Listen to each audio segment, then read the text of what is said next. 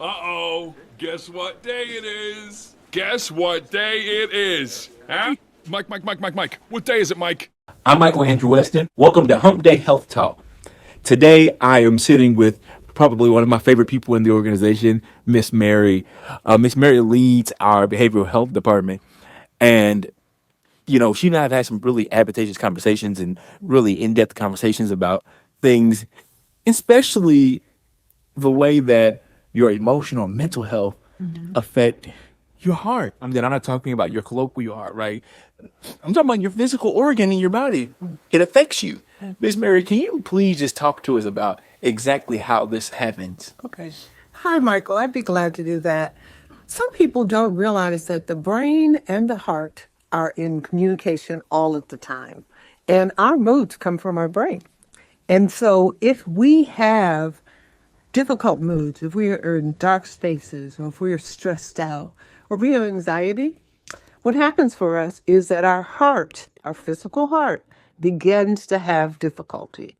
Then difficulty shows up as in rapid heartbeat or irregular heartbeat. It'll show up as poor circulation. What happens in our brain is that our brain gets really hot. We don't think about that, do we? And sometimes that in itself comes from an adrenaline dump. Adrenaline dumps are what causes anxiety. It causes panic. When we are depressed, when we are feeling dread or fear, what happens for us is that our brain thinks we're not safe. Wow. Things like trauma. When we have trauma, physical trauma, emotional trauma, our brain then also begins to pull our bodies into ourselves, and it reserves our energy. And so you'll hear people who say they're depressed. They have no energy. They have no motivation because the brain is trying to figure out how to keep the body safe. That messaging between the heart and the brain are things we don't think about. So if you want to keep your heart well, keep your head well. If you want to keep your head well, keep your heart well. Yes. And after listening to your beautiful monologue, right? You're contextualizing these things for me in a way I'm like, oh, I get this, right? And what happens when your temperature heats up, right? When your stress levels go up. Yeah. You said it, your blood pressure rises. Your blood pressure rises. And Your heart beats irregularly. And if you know anybody who's ever had a panic attack, even when they go into emergency room, they are trying to discern, is it a heart attack or is it panic? yeah. And our panic can be so severe and so intense that our heart is beating as if it's going to jump out of our chest. Yeah. And we start wondering, am I well? When we really, really think about what do we do when we don't feel well?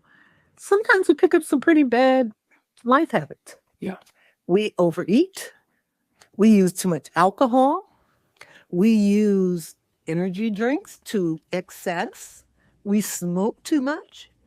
We become inactive. Which are all factors that are health risks for heart But health. heart health, absolutely. Wow. And being inactive, and sometimes even in this job that I have, I sit a lot. And sometimes I'll get up and take a walk around the building because that inactivity slows my heart down, slows my brain down, and then I don't concentrate well. As my mother would say, you can't live a sedentary lifestyle. You cannot. You cannot. Now, there's some things we can do.